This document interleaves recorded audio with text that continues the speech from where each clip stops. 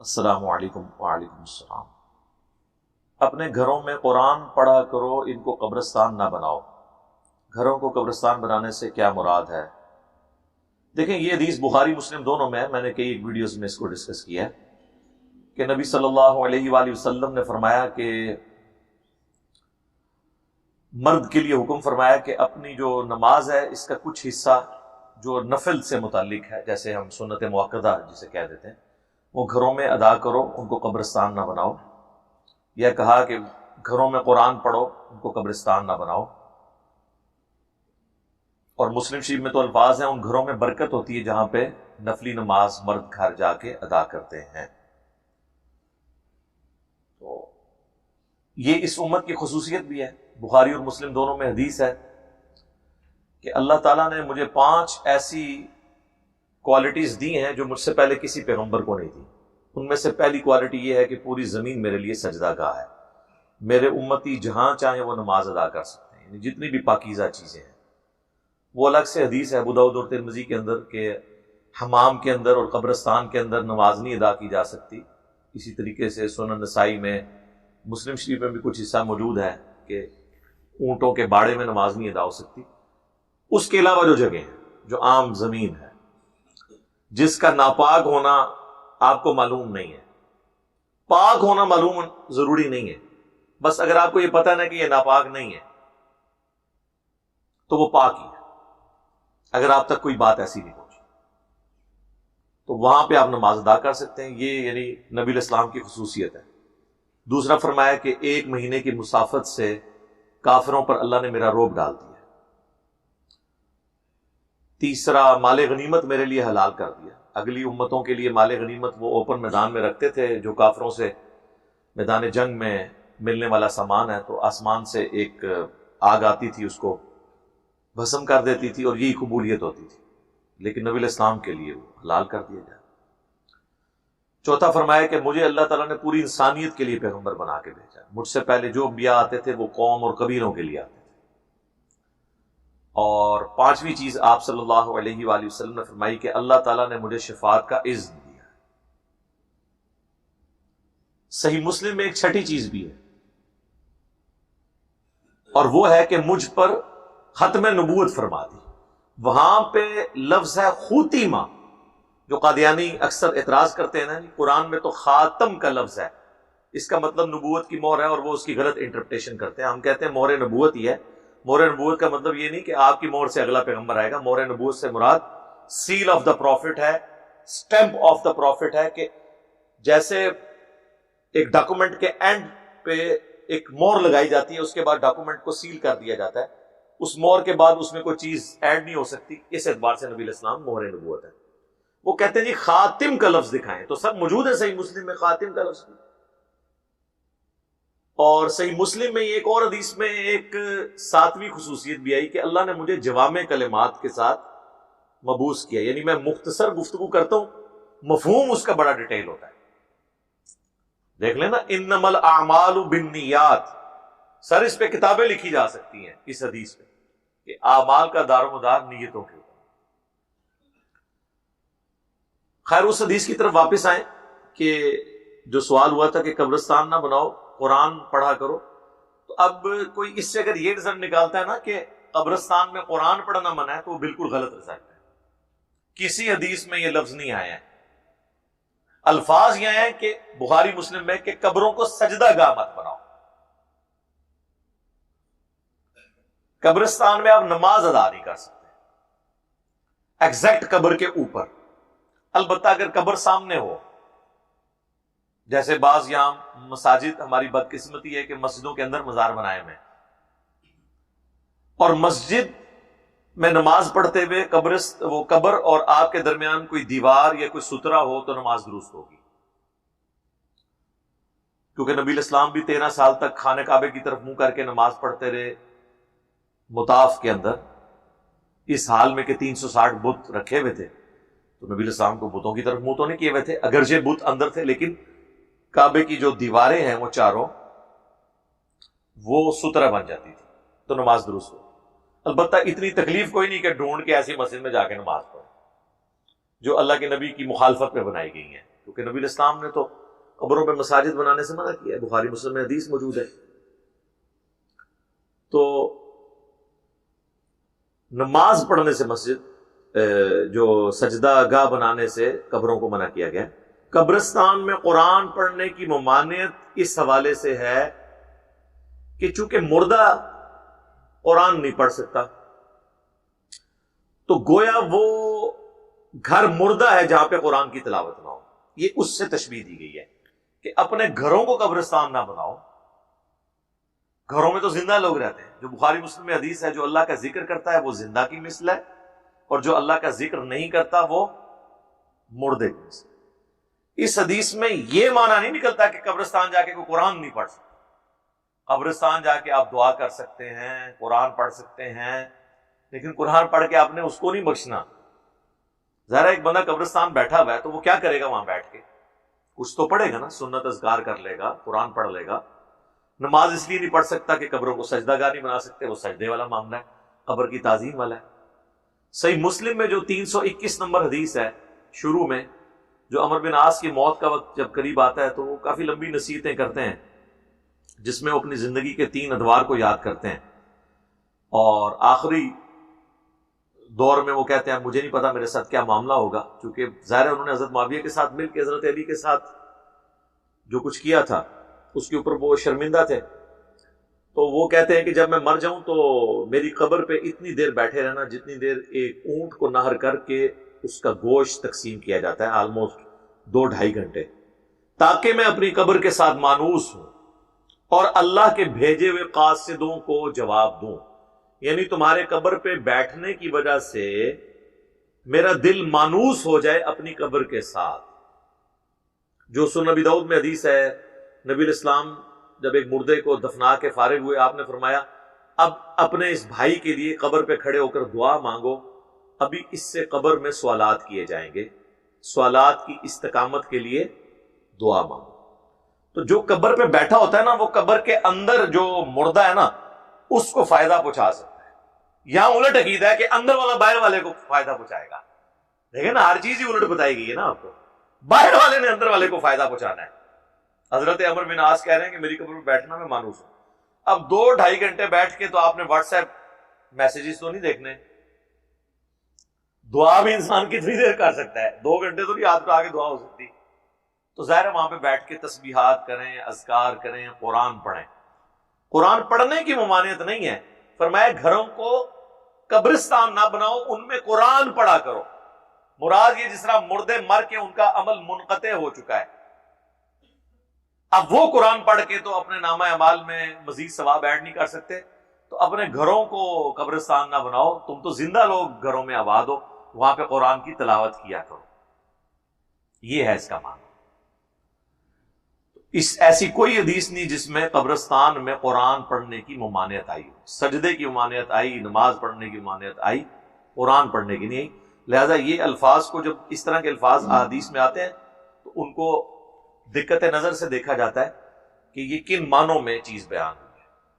باقی ہمارے یہاں سب کانٹیننٹ میں تو سیالکوٹ سے چند بھائی آئے، وہ مجھے بتانے لگے کہ ہمارے علاقے کے اندر تو جب کوئی مردہ دفن ہو جاتا ہے نا تو 40 دن تک اس کی قبر پہ خیمہ لگا کے مسلسل قرآن کی تلاوت کرتے رہتے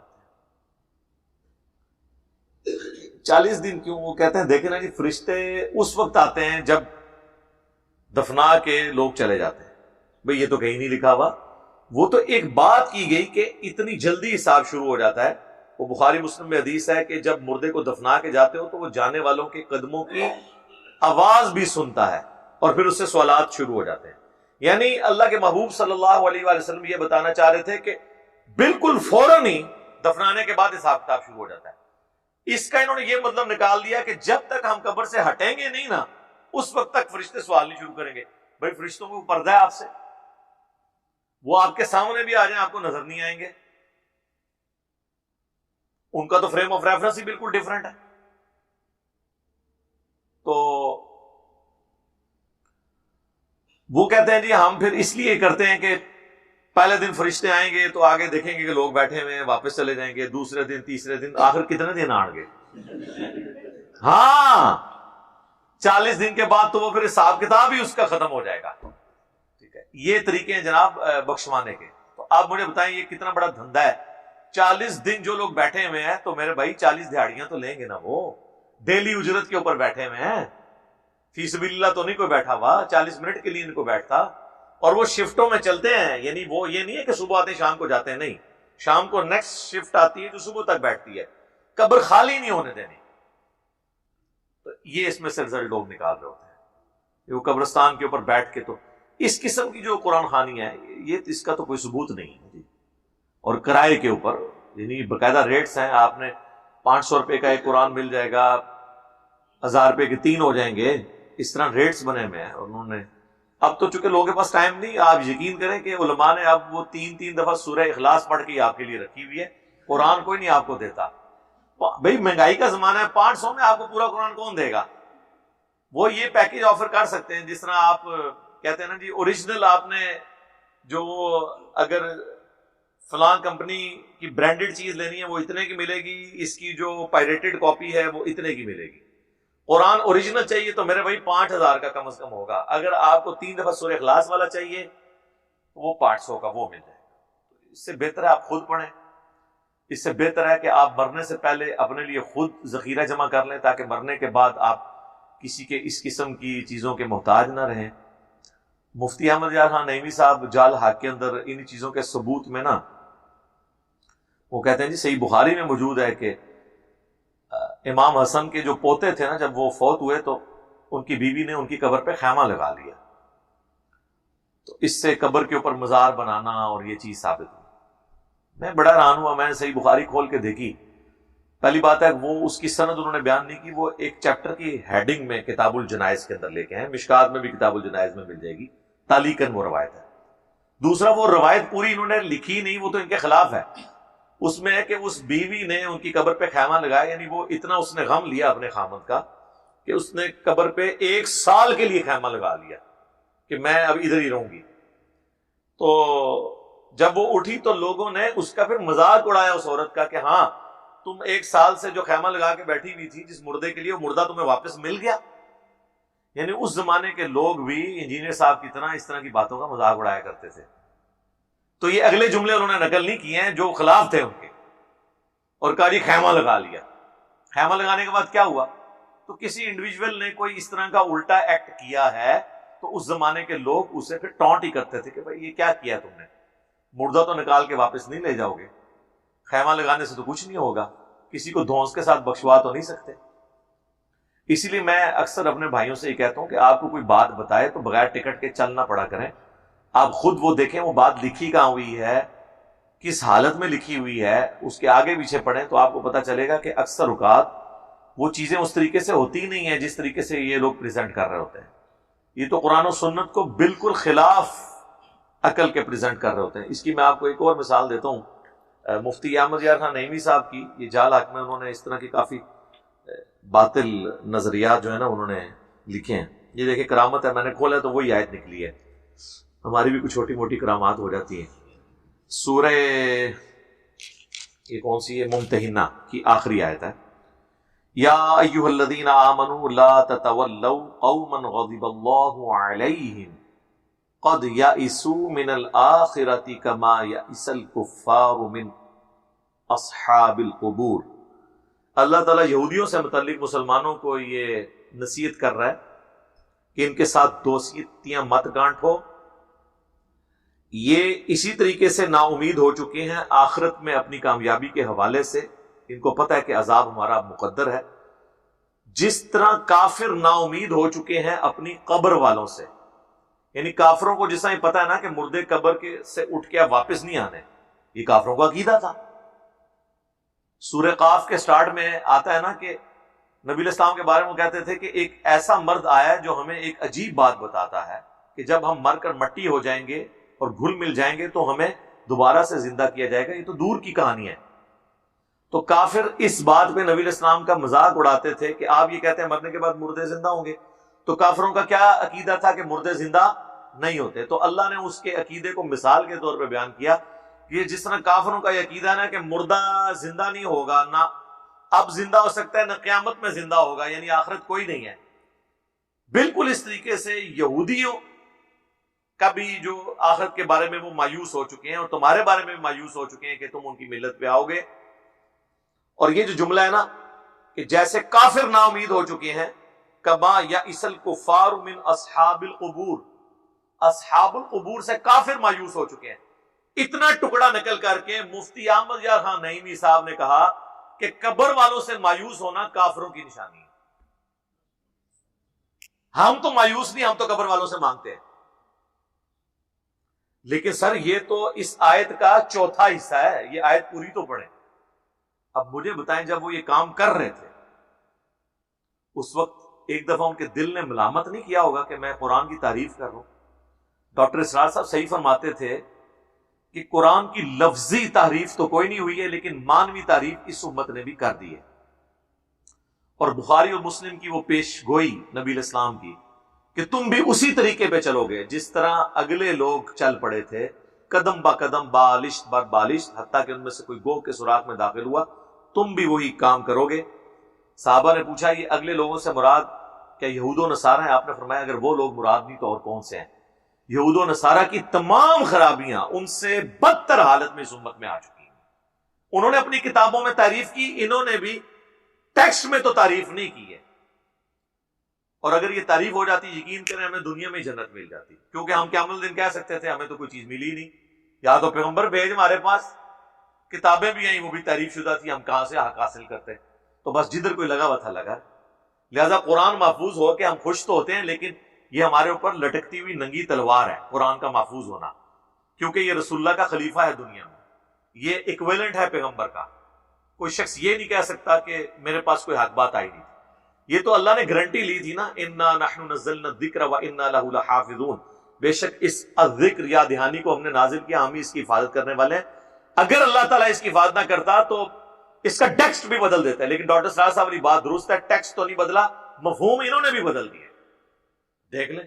اسی طریقے سے وہ مفتی صاحب کا ذکر خیر ہوا تو مجھے ایک اور مثال بھی یاد آ گئی. مفتی صاحب جو ہے نا وہ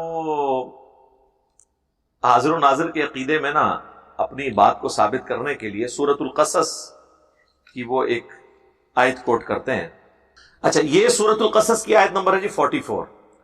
حاضر و ناظر میں وہ بحث کرتے ہوئے خود ہی ایک سوال لکھتے ہیں کہ ہم پہ مخالفین یہ اعتراض کرتے ہیں کہ سورہ قصص میں یہ آیت ہے وَمَا كُنْتَ بِجَانِبِ الْغَرْبِيِّ اِذْ قَضَيْنَا إِلَى مُوسَى الْأَمْرِ، کہ اے نبی تم اس وقت کوہ طور کے مغربی کنارے پر اس سمت میں موجود نہیں تھے جب ہم نے موسیٰ کی طرف وحی بھیجی. تو کہتے ہیں ہم پہ اعتراض کرتے ہیں کہ نبی علیہ السلام حاضر و ناظر نہیں ہے، کیونکہ قرآن میں لکھا ہے کہ جب حضرت موسیٰ کو اللہ وحی کر رہا تھا اس وقت حضور وہاں پہ موجود نہیں تھے. آپ اندازہ کریں ان کا یہ عقیدہ ہے کہ نبی علیہ السلام دنیا میں تشریف آوری سے پہلے بھی حاضر و ناظر تھے. جی تبھی تو وہ اس اعتراض کا جواب دے رہے ہیں. وہ کہہ رہے ہیں کہ جی اس آیت میں یہ تو لکھا ہے کہ حضور وہاں پہ موجود نہیں تھے، لیکن یہ نہیں لکھا ہوا کہ آپ اس معاملے کو دیکھ نہیں رہے تھے. آپ جہاں پہ بھی تھے اللہ کے پاس وہاں اس سارے معاملے کو دیکھ رہے تھے. اور اس کے بعد انہوں نے کہا جس طرح نبی علیہ السلام قبر مبارک میں ہوتے ہوئے پوری دنیا کو دیکھ رہے ہیں. اور ساتھ جملہ کیا بولا، کیا لکھا کہ اس میں یہ نہیں لکھا ہوا کہ حضور دیکھ نہیں رہے تھے، صرف یہ لکھا کہ فزیکل موجود نہیں تھے. وہ کہتے ہیں اس سے تو ہمارا عقیدہ ثابت ہوتا ہے، لیکن یہ آیت پوری نہیں انہوں نے لکھی، جان بوجھ کے آدھی آیت لکھی، ایک لائن کی آیت تھی، کیونکہ آگے لکھا ہے وَمَا كُنْتَ مِنَ الشَّاهِدِينَ، اور نبی نہ آپ اس کا مشاہدہ کرنے والوں میں شامل تھے، نہ آپ فزیکلی موجود تھے نہ دیکھ رہے تھے، یعنی نہ آپ حاضر تھے اور نہ آپ ناظر تھے. اب آیت میں لکھا ہوا ہے کہ نہ آپ حاضر تھے نہ ناظر تھے. انہوں نے آدھی آیت لکھی کہ اس میں تو یہ لکھا ہے کہ آپ موجود نہیں تھے، یہ تو نہیں لکھا کہ آپ اس پہ گواہ بھی نہیں تھے اور آپ دیکھ نہیں، لکھا ہوا ہے. اب مجھے بتائیں ایک آیت کو اس طریقے سے آدھا لکھنا یہ کسی شخص کی یعنی بدنیتی کے اوپر مبنی ہے. اس کے بارے میں آپ کیا عقیدہ رکھیں گے؟ اور یہ بد عقیدگی تو بڑا ہلکا لفظ ہے، یہ تو اس کے اوپر تو سب سے گاڑے والا فتویٰ لگتا ہے. قرآن کی تعریف کرنا جان بوجھ کے وَأَنْتُمْ تَعْلَمُونَ، جو علماء یہود کو اللہ نے کہا کہ تم جانتے تو ہو، تو اس قسم کی یہ چیزیں کرتے ہیں اور آدھی آدھی باتیں لکھتے ہیں. اور جب ہم ان چیزوں کو ہائی لائٹ کرتے ہیں تو یہ کہتے ہیں جی علماء کا احترام نہیں کرتے. علماء احترام تو کروائیں. انشاءاللہ تعالیٰ ان کی زندگی تھوڑی ہے. ہاں یہ ذہن میں رکھیں. بس میں نے رات کو بھی بھائیوں سے کہہ رہا تھا کہ یہ 10-20 سال کی مار ہے. اب ان کا سٹیٹس وہ ہوگا جس طرح آپ پبلک ٹرانسپورٹ پہ سفر کرتے ہیں نا, آپ کو اس چیز سے کوئی غرض نہیں ہوتی کہ یہ جو ڈرائیور بیٹھا ہوا ہے اس کی شکل و صورت کیا ہے, یہ کس عقیدے کا ہے, کس برادری کا ہے, سگریٹ پی رہا ہے نہیں پی رہا. آپ چپ کر کے اپنی سواری پہ بیٹھتے ہیں, اپنے کانوں کو ہینڈ فری لگاتے ہیں, اپنے معاملات لے کے چلتے ہیں. جب وہ منزل مقصود پہ پہنچتے ہیں تو اتر جاتے ہیں. آپ ڈرائیور کی شکل بھی نہیں دیکھتے. علماء کا اور ائمہ دین کا جو آج کے دور کے ہیں, یعنی امام مساجد کا یہی سٹیٹس ہونے والا ہے کہ آپ چپ کر کے آئیں گے, اپنی نماز پڑھیں گے, آپ کو اس سے غرض ہی نہیں ہوگا کہ یہ ڈرائیور کون ہے. نماز پڑھ کے نکل جائیں گے. بس وہ اکیلا ہوگا, وہ اس کو ملازم کے طور پہ رکھا ہوگا. نہ آپ اس سے کبھی کوئی دینی مسئلہ پوچھیں گے, نہ کوئی چیز ڈسکس کریں گے, کیونکہ یہ کنکلوڈ ہو جائے گا کہ اس بیچارے نے کیا بتانا ہے یار, اور بتانا بھی ہے تو غلط ہی بتانا ہے. تو بہتر یہ ہے کہ دین جو ہے وہ یوٹیوب حفظہ اللہ تعالیٰ, فیس بک دامت برکاتہم عالیہ اور واٹس ایپ مدہ ذلہ سے حاصل کریں. یہ پریکٹیکلی ہو رہا ہے. انہوں نے کیا بتانا ہے آپ کو؟ پہلے یہ کہتے تھے کہ نوجوان ہم سے پوچھتے ہی نہیں ہے, یہ جا کے جدید اسکالر سے جا کے ڈسکشن کرتے ہیں. اب جب جا کے نوجوان پوچھتے ہیں کہ سر یہ جو آپ بیان کر رہے ہیں کہاں لکھا ہوا ہے, تو کہتے ہیں پتہ لگ گیا کس اسٹیشن سے بول رہا ہے. ادھر بھی خوش نہیں ہو رہے. بھائی جب آپ کو پہلے یہ گلا تھا کہ نوجوان نسل جو ہے وہ علماء کو چھوڑ کے تو بقول ان کے ہم جیسے بے دینوں سے دین سیکھ رہی ہے, تو جب آپ نوجوان آپ سے جا کے پوچھتے ہیں تو آپ ان کو جواب دیں. ان سے لڑتے ہیں کہ ہمیں پتہ چل گیا کس اسٹیشن سے بول رہے ہیں. یہ سوال کا جواب تو نہیں ہے سر. سوال جو وہ پوچھ رہے ہیں وہ بتائیں کہاں لکھا ہوا ہے, اور اگر نہیں پتا تو ٹائم لے لیں کہ آپ کچھ عرصے بعد آپ کو بتا دیں.